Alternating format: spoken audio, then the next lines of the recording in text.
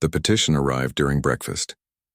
Vela was eating with Hyun and Nari in their usual corner of the dining hall when her tablet chimed with an official Academy notification. She opened it and felt her heart sink. "What's wrong?" Nari asked, noticing Vela's expression. Vela turned the tablet so they could see. It was a formal petition signed by over 200 students from various species. The language was polite but clear.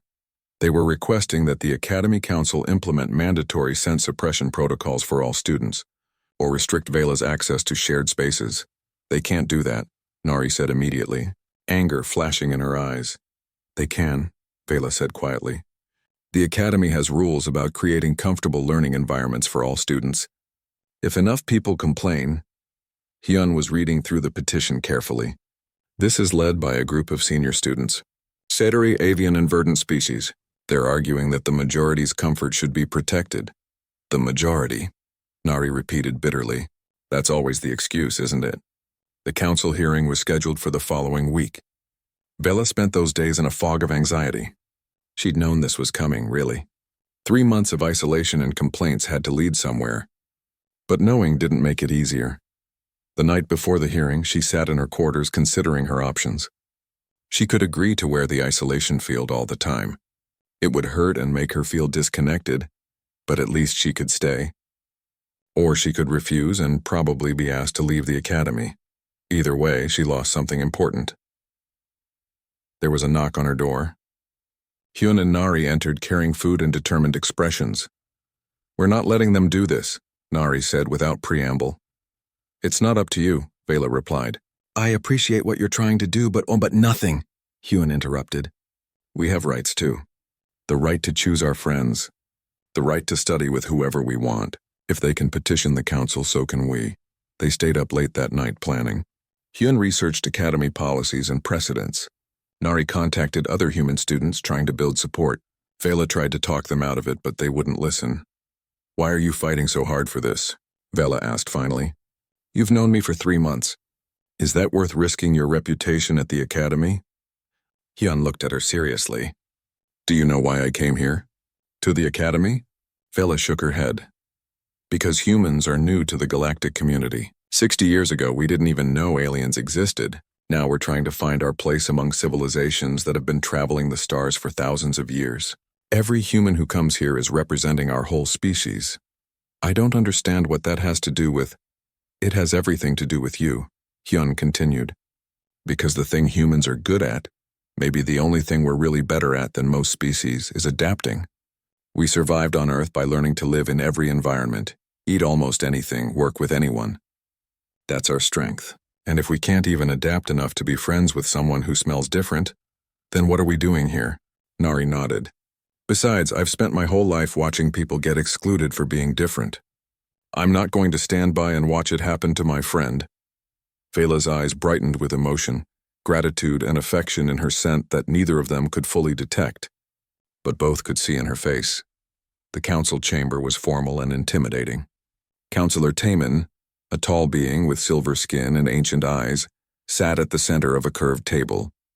Other councillors from various species flanked him. The room was designed to accommodate all types of beings, with sections for aquatic species, different atmospheric requirements, and various size accommodations. The petitioners presented their case first.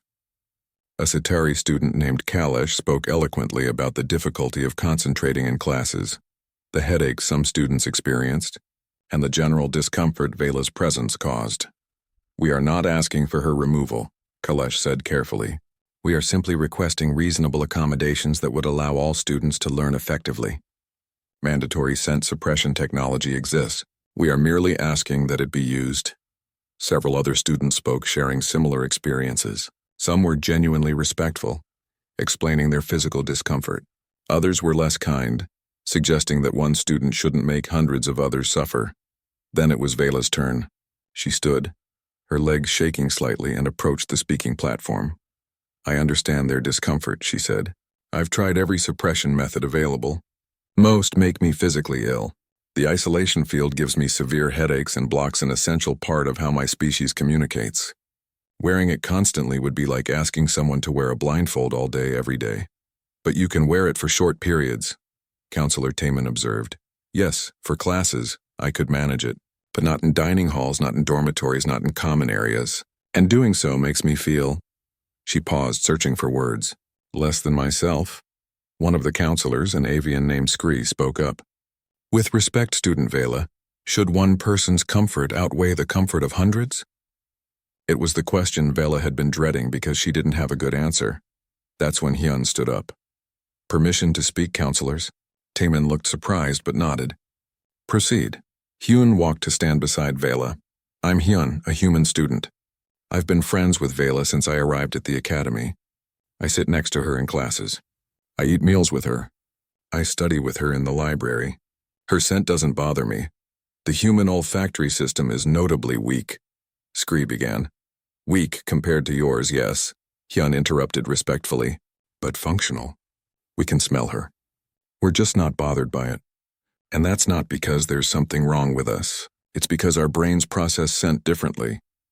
He pulled out his tablet and projected data onto the chamber's main screen. I've been researching human neuroscience and scent perception. Humans have fewer olfactory receptors than most species, but we have something else. Incredible neural plasticity. Our brains are exceptionally good at forming new associations and adapting to sensory input. The counselors leaned forward with interest. On Earth, humans live in every environment imaginable. We eat foods that smell terrible to other cultures, but delicious to us. We adapt, that's what we do. Hyun's voice grew more confident. What if the problem isn't Vela's scent? What if the problem is that no one has tried to adapt to it? You're suggesting we can simply choose not to be bothered? Kalash asked skeptically. I'm suggesting that with time and exposure, many species might be able to adapt, the same way humans do. Not all species, some of you might be biologically incapable. But others? You might be able to train your brains to process her scent differently. Nari stood up then. I'm proof it works. When I first met Vela, her scent was hard for me to handle, but I spent time with her anyway. After a few weeks, my brain adapted. Now I barely notice it. The chamber erupted in murmurs. The counselors discussed among themselves. Finally, Taemin raised a hand for silence. This is an interesting theory, Student Hyun, but it remains theoretical. Then let me prove it, Hyun said quickly. Give me a few weeks to run a workshop. I'll teach students about scent perception, neural adaptation, and how to reframe their sensory experiences. If even a few students can successfully adapt, it proves that accommodation can work both ways. And if they can't? Scree asked. Then we'll revisit the question of mandatory suppression, Hyun admitted. But at least we'll have tried something other than asking Vela to change who she is. The counselors conferred quietly. Vela stood frozen, hardly daring to hope. Finally, Taemin spoke. Very well. We will grant you 4 weeks to conduct your workshop. At the end of that time, we will reconvene and assess the results. Student Vela, you may continue your normal activities during this trial period. Relief flooded through Vela. However, Taemin continued, if the workshop shows no significant improvement, we will require you to use suppression technology in all shared spaces. Is this acceptable? Vela looked at Hyun, who nodded encouragingly. Yes, counselor. Thank you. As they left the council chamber, Vela felt overwhelmed. What if it doesn't work? She whispered to Hyun. Then we'll figure something else out, he replied. But I think it will work. Humans aren't the only adaptable species in the galaxy. We're just the ones who've had to adapt the most recently. Nari grinned. Besides, now you've got humans on your side. We're stubborn. We don't give up easily. Walking back to their quarters, Vela felt something unfamiliar. Not just hope, but confidence. She wasn't alone anymore. And with friends like these, maybe, just maybe, things would work out after all. It was late at night when Vela finally told them the whole truth. They were in her quarters, having stayed up studying for midterm exams. Nari had fallen asleep on the floor cushions an hour ago, her tablet still clutched in her hand. Hyun was fighting to stay awake, his eyes drooping as he read the same sentence for the 3rd time. There's something I haven't told you, Vela said quietly. Hyun looked up, suddenly more alert. What is it? Vela was quiet for a long moment, her crystalline features reflecting the soft lights of her quarters. You asked me once if my people could communicate through scent. I said yes, but I didn't explain what that really means. She stood and walked to the window, looking out at the stars. Hyun waited patiently, sensing this was important. The Sarans are empaths, Vela said finally. Our scent doesn't just change with emotion. It is emotion. When you smell me, you're not just detecting chemicals. You're experiencing my feelings directly. Hyun sat up straighter. Wait. So everyone who gets close to you is feeling your emotions? In a way, yes. But their brains aren't built to process it correctly. Thesserans evolved together, so our minds know how to interpret the emotional data we share through scent. But other species, she trailed off. Their brains receive all that concentrated emotional information and don't know what to do with it. So they interpret it as a warning. Danger. Toxin. Stay away. That's why the reaction is so strong, Hyun said, understanding dawning. It's not just a bad smell. Their brains are telling them something is wrong. Exactly. I'm not just smelling different to them. I'm overwhelming their senses with emotional information they can't process. It actually causes them discomfort or even pain. Hyun was quiet, processing this. But I don't feel that. No, Vela agreed. Humans have much weaker olfactory systems than most species. You can smell me, but you're not receiving the full emotional broadcast that other species get. To you, it's just a scent. Strong maybe, but not painful. So our bad noses are actually protecting us, Hyun said with a slight laugh. Your weakness became a bridge, Vela said, using the Thesseran phrase again. They sat in silence for a while. Outside, Nari snored softly. Can I ask you something? Hyun said, of course, that first day when I sat next to you. Could you tell I was being genuine?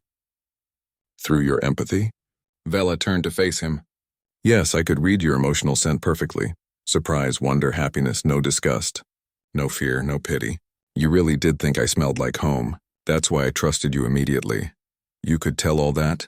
Humans produce emotional scents too, just much weaker than Thesserans. But I've been around humans enough now to read the subtle changes. You were genuinely happy to sit next to me. It was... She paused, her voice getting quieter. It was the first time in weeks I'd felt someone experience positive emotions in my presence. Hyun felt a tightness in his chest.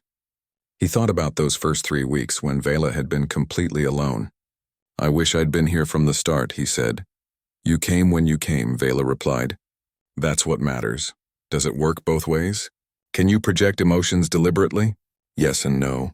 I can't force someone to feel something, but I can emphasize what I'm feeling.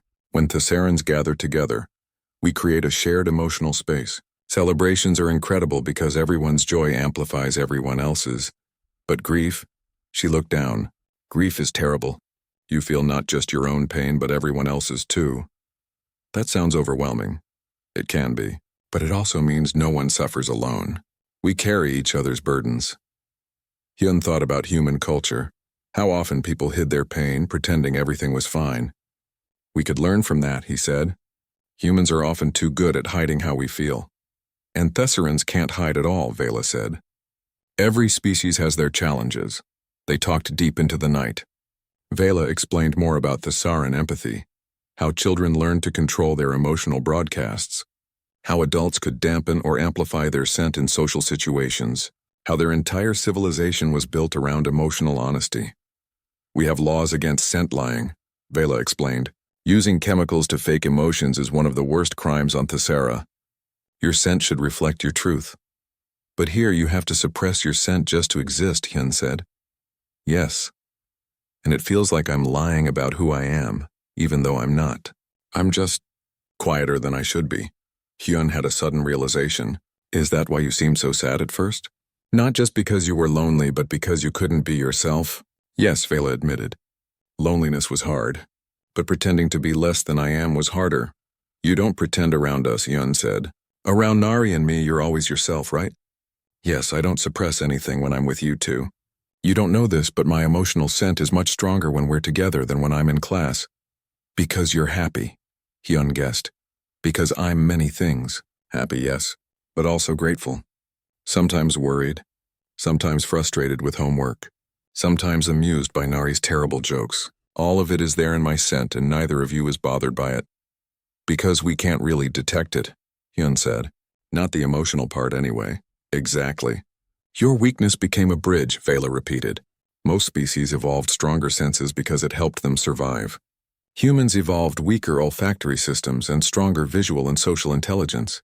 You survived by working together and reading faces and voices instead of scents. And that accident of evolution means we can be friends with you when others can't. Hyun finished. They both looked at Nari, still sleeping peacefully. She's adapted though, Vela noted. Her brain learned to filter out what it couldn't process. Humans are good at that too, Hyun said.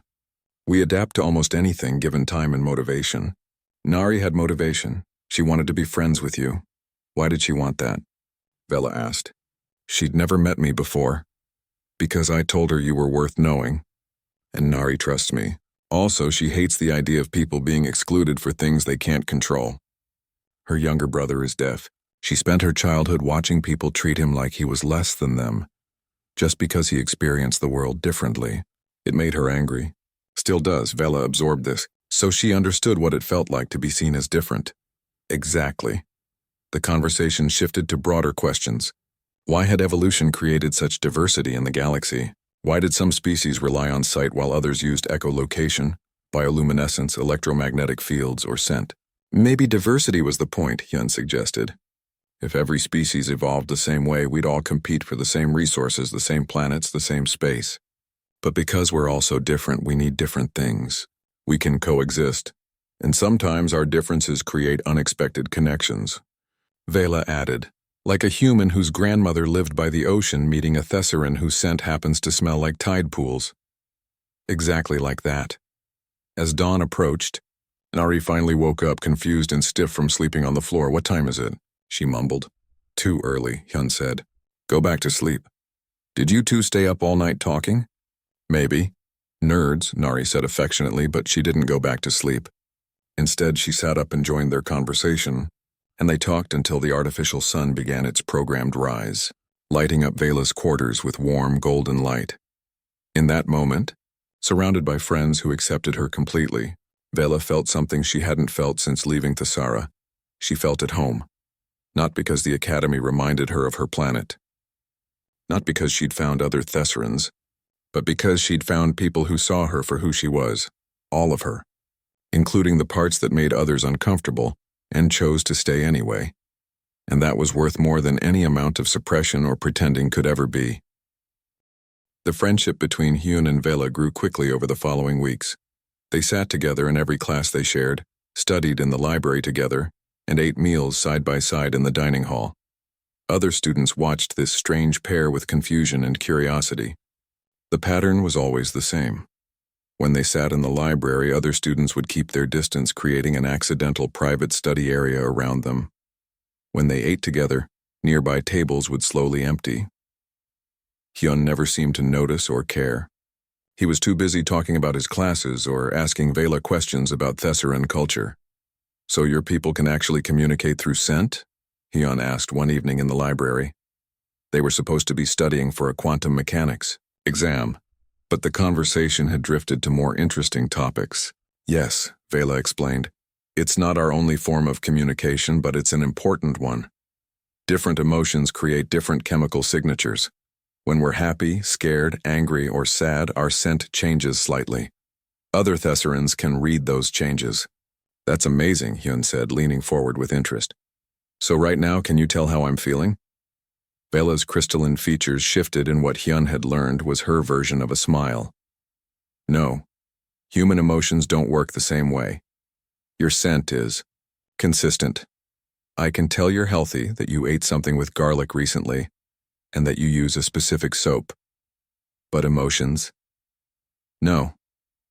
Garlic bread at lunch, Hyun confirmed with a laugh.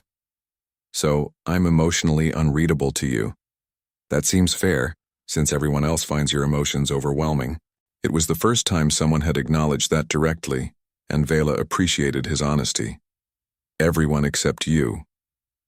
Well, I probably am reading your emotions, Hyun said. Just not through scent. Humans rely more on facial expressions and tone of voice. But it's interesting that your people evolved such a sophisticated scent-based communication system. It made sense on our planet, Vela explained. Thessara has dense forests, where you can't always see other people, but you can always smell them. It was practical. Then it became part of our culture. They talked for hours, sharing information about their respective worlds. Hyun told her about Earth's diversity, how humans had spread across one planet, but developed hundreds of different cultures, languages, and ways of living. We couldn't even agree on what smells good, Hyun said. In my country, fermented vegetables are delicious. In other places, people think they smell terrible. There's a fruit called durian that some people love and others won't go near. And don't get me started on cheese. Some of the best cheeses smell like dirty socks.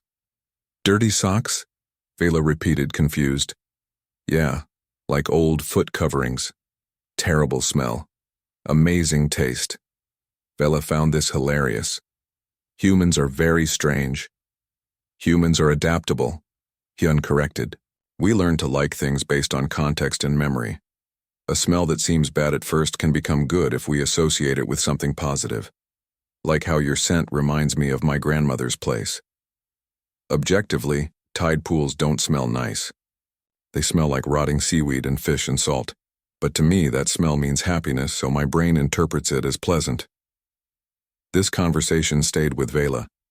The idea that smell wasn't objectively good or bad, but could be shaped by experience and memory, was fascinating. On Thesara, scent was communication. It carried objective meaning. But humans approached it completely differently. 2 weeks later, Hyun introduced her to Nari. Nari had just arrived from Earth, transferred to the academy to study advanced engineering.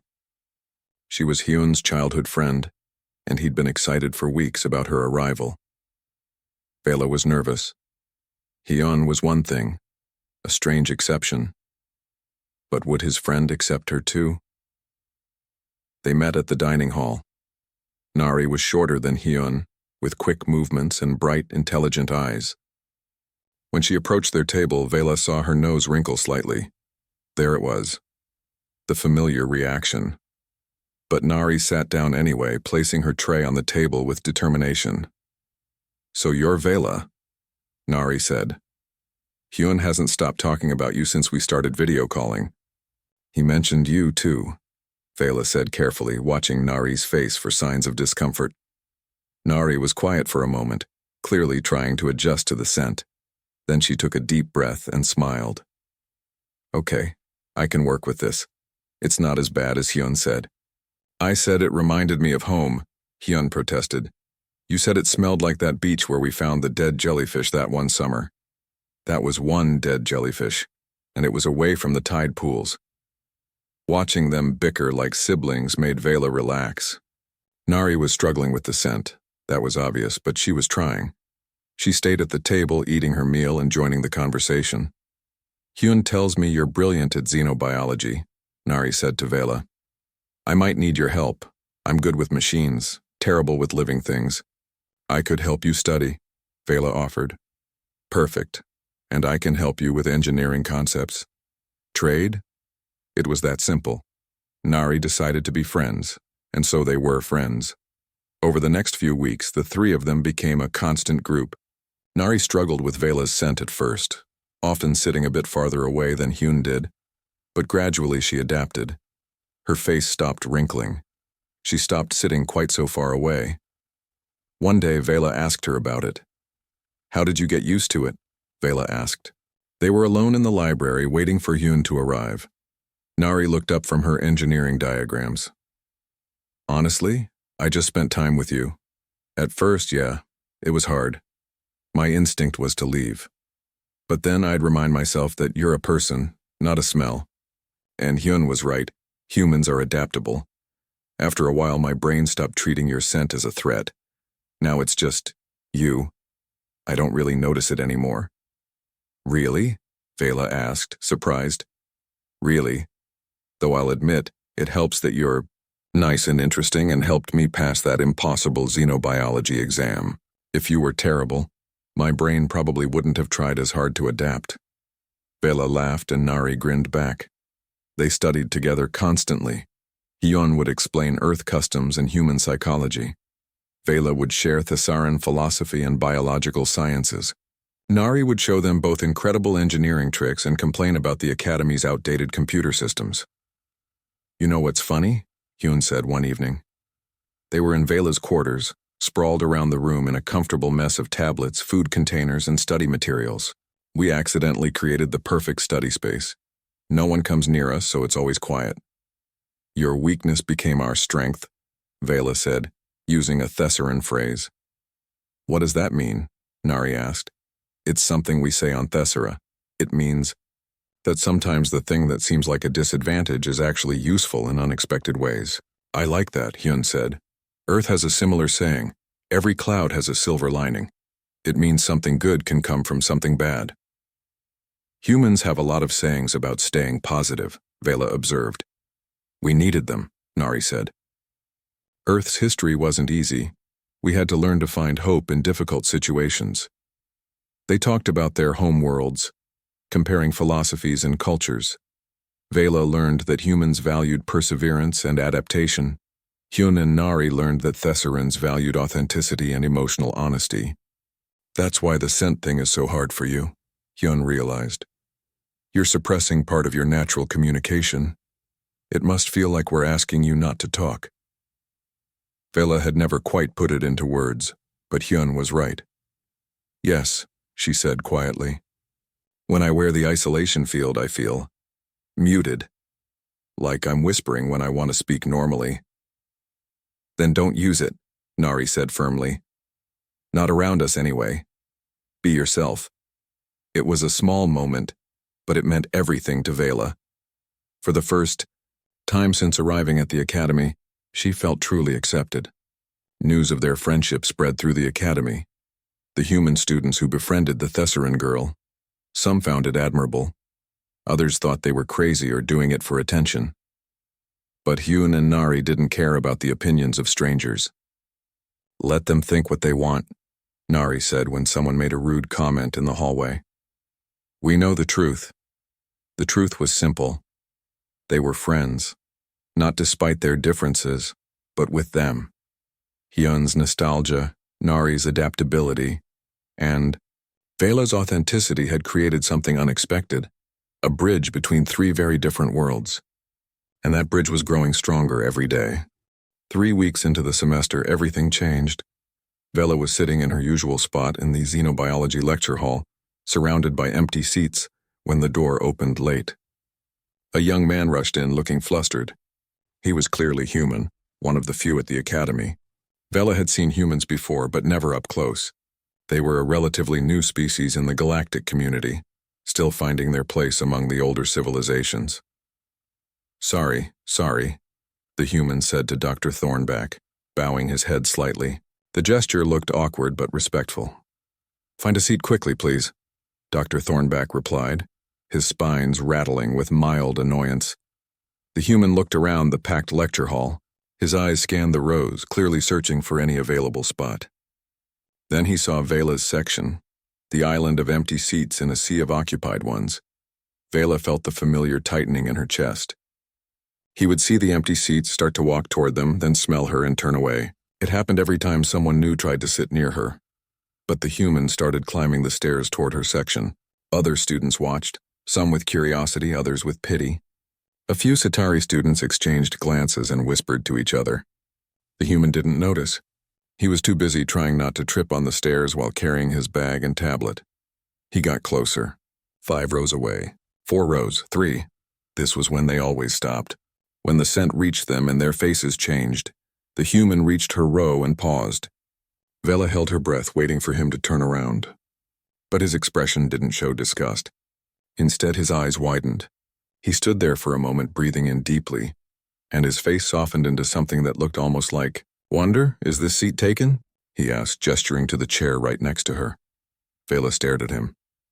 Was this a joke? Some kind of prank? She looked around for hidden cameras or laughing students, but everyone just looked surprised. They're all taken, Vela said bitterly, gesturing to the empty seats around her. By air, apparently. She expected him to laugh or apologize and leave. Instead, he sat down, right next to her, close enough that she could see the confusion and surprise on the faces of other students. The human pulled out his tablet and started setting it up for notes. He seemed completely comfortable, like sitting next to her was the most normal thing in the world. Vela didn't know what to do. She sat very still, waiting for him to realize his mistake and move. But he didn't move. He just sat there, occasionally breathing deeply like he was savoring the air. Finally, he spoke quietly so only she could hear. "You smell like home." Bella turned to look at him fully for the first time. He had dark hair and kind eyes that crinkled at the corners. His expression was genuine, without any hint of mockery. "What?" she managed to say. "Your scent," he said. "It reminds me of home, of the coast near my grandmother's house." Vela didn't know how to respond to that. In 3 weeks at the academy, no one had said anything positive about her scent. Most people just tried to pretend it didn't exist, when they weren't complaining about it openly. "I'm Hyun, by the way," the human said, offering his hand in the human gesture of greeting. Vela looked at his hand, then carefully took it. His skin was warm. "Vela," she said. "Nice to meet you, Vela," Hyun said with a small smile. Dr. Thornback started the lecture, and they both turned their attention to the front. But Vela couldn't concentrate. Her mind was racing. The human, Hyun, was still sitting next to her. He hadn't moved away. He said she smelled like home. It didn't make sense. Humans were supposed to have decent senses of smell. Not as good as many species, but good enough to find her scent unpleasant. Every database she'd read about humans mentioned their ability to detect odors and their strong reactions to bad smells. After class, Vela quickly packed her things, ready to leave before Hyun could say anything awkward or explain that he'd made a mistake. But he turned to her before she could escape. "Hey, do you want to grab lunch?" he asked casually. Vela froze. "Lunch? Yeah, I'm starving. I got lost trying to find this building and missed breakfast. I haven't really met many people here yet. And you seem nice, so..." He trailed off. Looking hopeful. "You want to have lunch with me?" Vela said slowly, making sure she understood correctly. "If you're not busy..." Yeah, Vela thought about the dining hall, about eating alone while people moved away from her, about the Citari students and their loud comments. Having Hyun there might make it worse. People might think she'd tricked him somehow or that he didn't know better. But the hope in his eyes was genuine, and she was so tired of eating alone. "Okay," she said quietly. They walked to the dining hall together. Hyun talked the entire way, telling her about his journey from the human colony on Proxima Station, how overwhelming the academy was, how he'd gotten lost 4 times already trying to navigate the massive station. "Everything here is so big," he said, "and there are so many species. Back home it was mostly just humans with a few visiting aliens. This is incredible." When they entered the dining hall, several students looked up and stared. A human walking with the Thessaran girl. It was unusual enough to draw attention. They got their food from different dispensers, his from the human-compatible section, hers from the Thessaran one, and found a table. Vela chose one in a quieter corner away from the main crowd. As they sat down, Hyun continued talking like nothing was unusual. "So what's Thessara like? I've read a little about it, but the databases don't have much detail." Vela slowly started to relax. She told him about her planet, about the bioluminescent forests that glowed at night, about the crystalline caves that sang when wind blew through them. Hyun listened with genuine interest, asking questions and making comments. "That sounds beautiful," he said. "Earth has some pretty places too, but nothing like that. We've got oceans and mountains and forests, but they don't glow or sing." "Tell me about the coast," Vela said. "You said I smell like it?" Hyun's face lit up. "Yeah. My grandmother lives in a city called Busan. It's right on the ocean. There are these tide pools near her house where the water comes in and out. When the tide is low, you can smell the seaweed and the salt water and the wet rocks. There are pine trees nearby too, so you get this mix of ocean and forest. He paused, searching for words. "It's one of my favorite smells in the world. It means summer vacations and my grandmother's cooking and being happy." "And I smell like that?" Vela asked, still not quite believing it. "Similar, yeah. Not exactly the same, but close enough that it makes me feel..." He smiled. "Nostalgic, I guess." Vela looked down at her food. She'd never thought of her scent as something that could make someone feel good. To her people, scent was communication, emotion, identity. But to everyone here, it was just something bad to be avoided. Except for Hyun. "Why doesn't it bother you?" she asked. "Everyone else can't stand it." Hyun thought about that for a moment. "I don't know," he admitted. "Maybe human noses work differently. Or maybe it's just personal taste. People on Earth have really different reactions to smells. Some people love the smell of coffee, others hate it. Some people think durian fruit smells great. Others think it smells like garbage. My friend Nari loves the smell of gasoline, which is weird, but that's just how her brain works. But everyone here agrees my scent is bad, Vela pointed out. Everyone here isn't human, Hyun said with a shrug. Maybe we're just weird. For the first time in 3 weeks, Vela laughed. It was a small laugh, but real. They finished their lunch, and Hyun asked if she wanted to study together later. Vela agreed, still half expecting this to be some strange dream. As they left the dining hall, a Citari student, one who had complained about her smell before, stared at them with confusion. Is he okay? The Citari asked his friend, loud enough for Vela to hear. Must be a human thing, the friend replied. Hyun either didn't hear them or didn't care. He was too busy telling Vela about the xenobiology assignment and asking if she understood the part about crystalline life forms. Walking back to the academic building, Vela felt something she hadn't felt since arriving at the academy: hope. Maybe she wouldn't have to do this alone after all. Maybe somehow she'd found a friend in the most unexpected person, a human who thought she smelled like home. Vela sat in the back corner of the lecture hall watching other students file in. She knew what would happen next. It was the same every day. A tall avian student with bright feathers walked up the aisle looking for a seat. He saw the empty chairs near Vela and started to move toward them. Then he got close enough to smell her. His face changed. He turned quickly and walked away, choosing to sit in a crowded row instead. Vela looked down at her tablet and pretended she didn't notice. But she noticed. She always noticed. 3 seats on each side of her remained empty, like an invisible barrier surrounded her. The other students would rather squeeze together in packed rows than sit near her. It wasn't personal, she told herself. It was biology.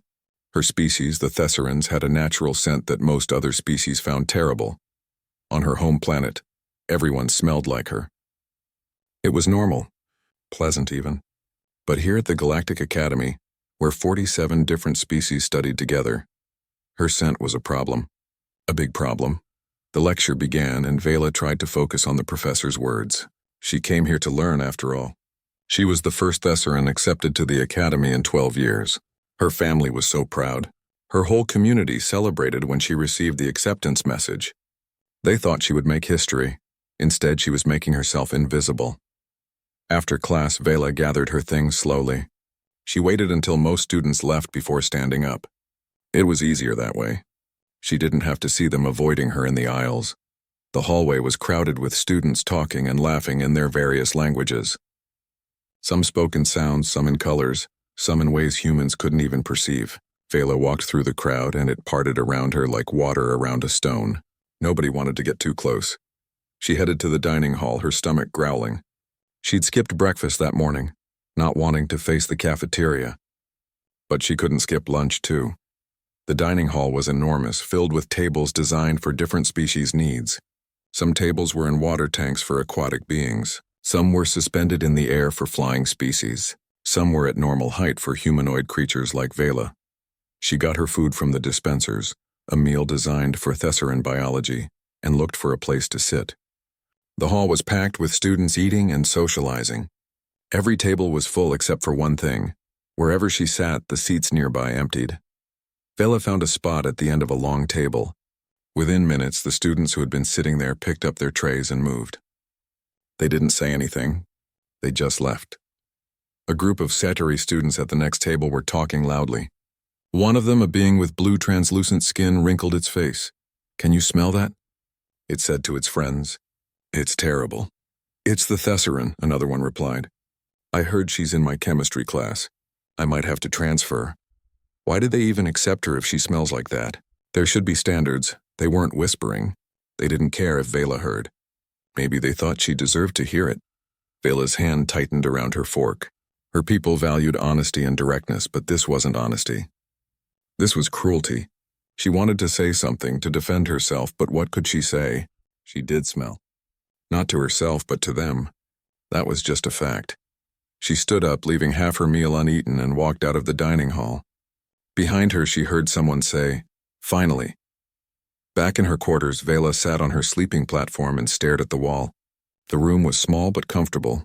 designed to accommodate various species. Right now, it felt like a cage. She'd tried everything to fix the problem. The Academy Medical Center had given her suppressant medications, but they made her sick. The chemicals in them weren't meant for Thessaran biology. She'd tried scent-masking sprays, but they only made things worse. Her natural scent mixed with the artificial ones created something even more unpleasant. One doctor, a kind verdant named Silverleaf, had suggested an isolation field, a personal force field that would contain her scent. But wearing it constantly gave Vela headaches and made her feel disconnected from the world. Her species communicated partially through scent. Blocking it was like blocking part of her voice. She sent a message to her family back on Thessera. She tried to sound positive, telling them about her classes and the amazing things she was learning. She didn't tell them about the empty seats or the dining hall or the students who complained about her openly. Her mother's response came quickly. "We're so proud of you, Vela. You're showing the galaxy what Thessarans can do. Stay strong." Vela wanted to be strong, but strength was hard when you ate every meal alone, when you had no one to study with, when simply existing in a room made others uncomfortable. That night, she lay in bed thinking about home. On Thessera, the air smelled like everyone and everything. The forests had their own scent. The cities had theirs. People greeted each other by sharing scent, an intimate hello that conveyed emotion and intention. It was beautiful. Here, her scent was just a problem to be solved. She thought about quitting, packing her things and going home. At least there, she wouldn't be alone. At least there, she could be herself without making everyone around her miserable. But giving up meant proving everyone right. It meant that Thessarans couldn't succeed in the wider galaxy. It meant no other Thessaran would get this chance again. Vela closed her eyes. Tomorrow there would be more classes, more empty seats, more students avoiding her. But she would go anyway. She would sit in those empty seats and study and learn. She would be the first Thessaran to finish at the Galactic Academy, even if she had to do it completely alone. Outside her window, the stars shone bright against the darkness of space. Somewhere out there was her home, her family, her people. They believed in her. She just wished she could believe in herself as much as they did. The next morning, Vela woke early and dressed in her academy uniform. She looked at herself in the mirror. Her crystalline features reflected the light, creating small rainbows on the walls. On Thessera, people said she was beautiful. Here, beauty didn't matter if you smelled wrong. She grabbed her tablet and headed to her first class, Advanced Xenobiology. It was one of her favorites because the professor, Dr. Thornback, treated her the same as every other student. He never mentioned her scent or seemed bothered by it. Maybe his species had a poor sense of smell. Or maybe he was just professional. The lecture hall was already filling when she arrived. Vela climbed the stairs to the back where the empty seats waited for her. She sat down, opened her tablet, and prepared for another day of isolation. At least she had her studies. Nobody could take that away from her.